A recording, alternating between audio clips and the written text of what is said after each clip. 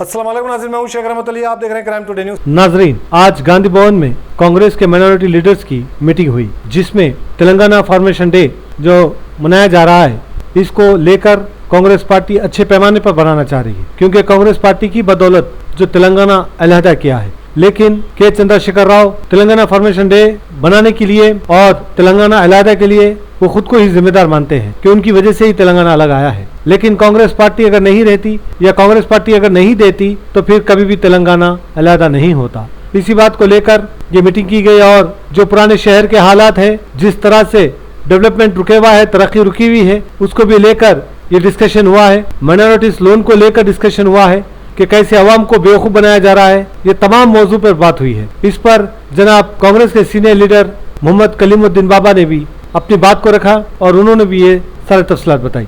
शेख शफी के साथ में शेख रहमत Ali, crime today news, Hyderabad. मैं बहुत नदीम भाई को जो है हमेशा लाइक करता। आज खुशी की बात है हमारे लिए कि हमारे कॉन्स्टिट्यूंसी को जो पिछड़ा, अनदेखा, सुना, अनकहा कर देने वाली जगह भी हमारी वोल सिटी के बारे में बात की जा रही है आपके के जरिए से। तो मैं समझता हूँ कि हमारे लिए खुशनसीबी की बात है। लेकिन क्या वोल सिटी, मैं नदीम भाई से पूछना चाहता हूँ, क्या वोल सिटी सिर्फ पब्लिक जमा करने के लिए है या फिर वोल सिटी के मुसलमान, हिंदू जो भी होंगे, या उनको कुछ हमारे गांधी भवन के अंदर जो ऊपर रस्ते के ऊपर जो लोग हैं बैठे, उनके बीच में कुछ जगह मिलने के बराबर भी है? क्योंकि हमारे डिवीजन की और हमारी कॉन्स्टिट्यूंसी की है।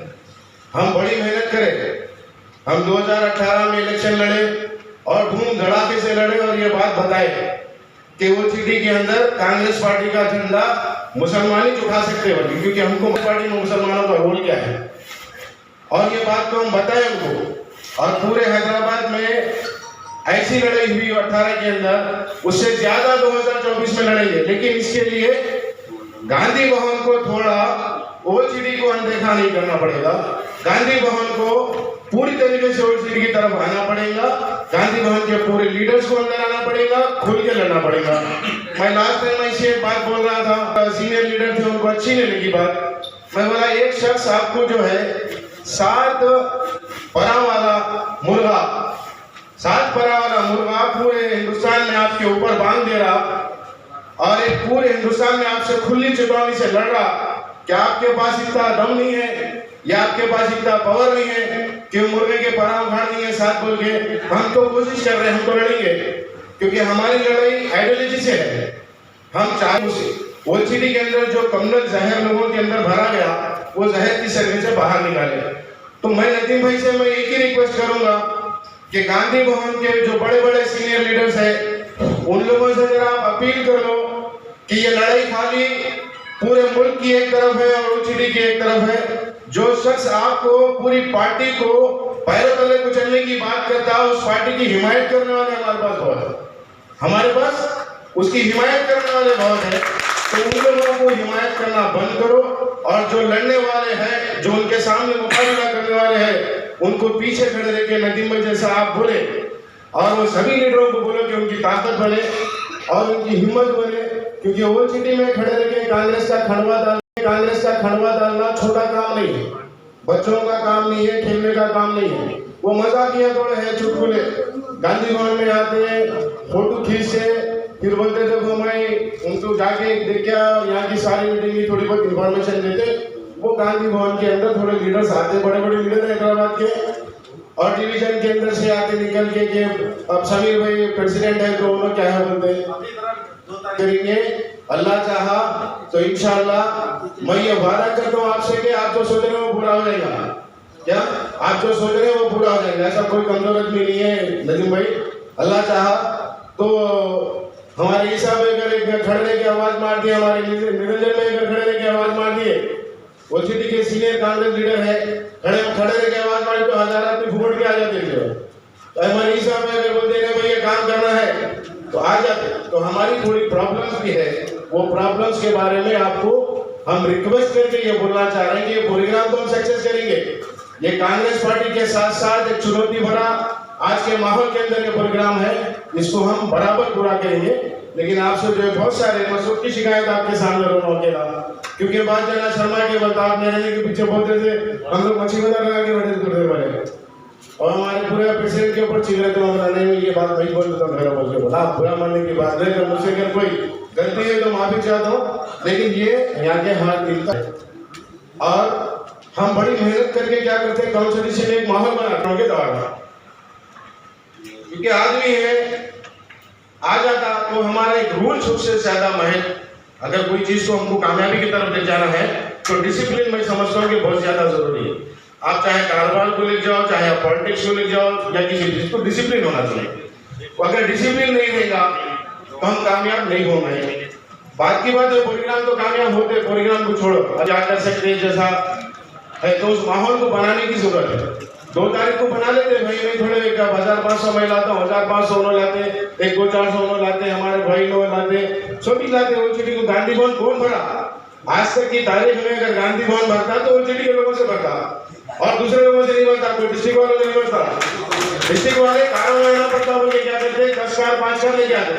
ओलचीटी में से क्या करते मालूम है, हमारे से टूटे लोगों को आगे बढ़ने का शौक है तो हम 500-500 1000 रुपये लाते, तो वो तो भर जाता हूँ। जिनका प्रोग्राम हैदराबाद में है वो सक्सेस हो जाता है, लेकिन हैदराबाद की आवाम का दर्द कौन समझेगा? क्या गांधी भवन की सीनियर लीडरशिप या उसी तरीके से आने वाले इलेक्शन में काम करेगी? क्या बाहर बाजू कॉन्स्टिट्यूंसी को लड़ाने के लिए 5 करोड़ और लड़ाने के लिए 5 करोड़ और गांधी होल सिटी को लड़ने के लिए 20 लाख, एक कारपोरेटर को लड़ाने के लिए 50 लाख, और होल सिटी के अंदर कारपोरेटर को 1 लाख नहीं, ये कौन सी है? आप 44 में से कुछ कम हुए होंगे, 5 बोले तो मैं समझता हूँ 5 6 के 30 का होगा, 33। लेकिन प्रोग्राम के अंदर जो राजीव गांधी सद्भावना प्रोग्राम जो करते, 2 प्रोग्राम करते ना निरंजन में साल में, 2 प्रोग्राम भी टंके की चोट पे 4 मिनट के नहीं करते।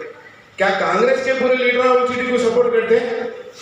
नहीं करते, वो अपने लड़े रखना है तो एक धड़ाके के साथ रखना, एकजुटी के साथ रखना, और सबके साथ मिला के रखेंगे। आप अगर पीछे खड़े रहेंगे, आप कुछ करने की जरूरत नहीं, आप पीछे खड़े तो जो करने वाले क्या करते हैं। एमआईएम के खिलाफ मैं लड़ा हुआ हूँ और एमआईएम की पॉलिसीज को रैली जाते रहेंगे और कई लोग आपको खड़े करके देखते जाएंगे। अब 150 निकलेंगे, अब 150 निकल के आपको राउंड मार के तक 2000 बताया था। तो एमआईएम के खिलाफ बहुत सारे हैं, एमआईएम के खिलाफ लड़ना है, बीजेपी के खिलाफ लड़ना है, हमको लड़ना है। देश के अंदर लड़ रही कांग्रेस बीजेपी के साथ, स्टेट में लड़ रही कांग्रेस बीजेपी डीआरएस के साथ, मैं बोल रहा हूँ कि होल सिटी पे लड़ेंगे एमआईएम के साथ। तो उसके लिए यहाँ के सीनियर लीडर्स आगे खड़े रहे। जय हिंद, जय भारत। हैदराबाद पार्लियामेंट सीट पर 7 असेंबली कॉन्स्टिट्यूएंसी आती है और आपके डिस्ट्रिक्ट में 5 आती है। तो मेरी गुजारिश ये होगी कि जिस तरह से राहुल गांधी जी के प्रोग्राम में आप सब लोगों ने मोबिलाइज करके बड़ी तादाद में लोग इकट्ठा किए थे, इस बार भी 2 तारीख के प्रोग्राम में आप लोगों को मोबिलाइज करके कम से कम हर असेंबली कॉन्स्टिट्यूएंसी से 1000 आदमी आना चाहिए। और मुझे उम्मीद है कि जब यहाँ पर ऐसे जबरदस्त पहलवान मौजूद हो, और जब यहाँ पर मुजीब भाई जैसे वकील मौजूद हो, और जब बल्लू किशन मौजूद हो, और जब हजरत मौजूद हो और चश्मा भी उतार दिए हो, तब तो मैं समझता हूँ कि 1000 आदमी आना कोई खास बात नहीं। 1000 आदमी संजय मोहतरम, आपने तो खास तौर से शहर की पूरी जिम्मेदारी है, तो आपको खास तौर पर पब्लिकों को मोबिलाइज करने की जरूरत है। तो मैं उम्मीद करता हूं कि कितने लोगों को लेकर वो आ रहे हैं। हमारे लिए जो 5 आदमी लेकर आएगा, लेकिन ईमानदारी से बताएं साहब, मैं 5 आदमी ले आऊंगा। वो हिस्सा दिल्ली में है, कांग्रेस पार्टी की रैली हुई और कांग्रेस पार्टी की रैली में बस लेकर गांव से 2 लोग 2 बस लेकर आए। दिल्ली के एक साहब है, उनका नाम लेना ठीक नहीं, एक मोटरसाइकिल उन्होंने आगे लगाई, उस साइकिल पर झंडा लेकर पीसीसी प्रेसिडेंट के पास पहुंच गए कि देखिए मेरी बस पीछे आ रही, और वहां से न सिर्फ ये उन्होंने ये बताया कि ये दोनों बस मेरी है, बल्कि बस की पेमेंट भी ले ली। बाद में पता चला कि साहब वो फला साहब थे। मैं कहना ये चाहता हूँ कि बेहद जिम्मेदारी के साथ जो साथी वायदा करे और वो लास्ट तक ठहरे। तेलंगाना में मेरा तजर्बा ये है एक तो सुबह आना बड़ा मुश्किल काम है, और खास तौर से ओल्ड हैदराबाद से आना तो समझ बड़ी खुशी है यार। उसका सुबह इंतजाम करा के खाने पीने का बेहतरीन इंतजाम, गाड़ी का इंतजाम, कोई परेशानी नहीं हो। उसके बाद जब प्रोग्राम खत्म हो जाए तो सुबह की नमाज भी है उस दिन। हमारी कोशिश होगी कि प्रोग्राम हम 11 बजे शुरू करें और 1 बजे खत्म कर लें, ताकि जो लोग जुमा की नमाज अदा करना चाहते हैं वो वक्त पर जुमा की नमाज अदा करें। इसलिए कि जुमा के दिन ये बड़ा मुश्किल होता है प्रोग्राम करना, उसका हम लोग को अंदाजा है। लेकिन 11 बजे शुरू करके अगर 1 बजे खत्म हो जाएगा तो जुमा की नमाज भी अदा हो जाएगी। तारीखी प्रोग्राम होना है, ऐसा होना जितना शहर में दिखेंगे, जितना टीआरएस और बीआरएस अब हो गई वो जितना दिखेगी, उससे ज्यादा कांग्रेस पार्टी के होर्डिंग, पोस्टर, बैनर, आदमी, मोबिलाइजेशन, माहौल, मीडिया कवरेज पूरी तरह से सिर्फ हैदराबाद में कांग्रेस पार्टी उस दिन दिखनी चाहिए। मैं उम्मीद करता हूं सभी भाई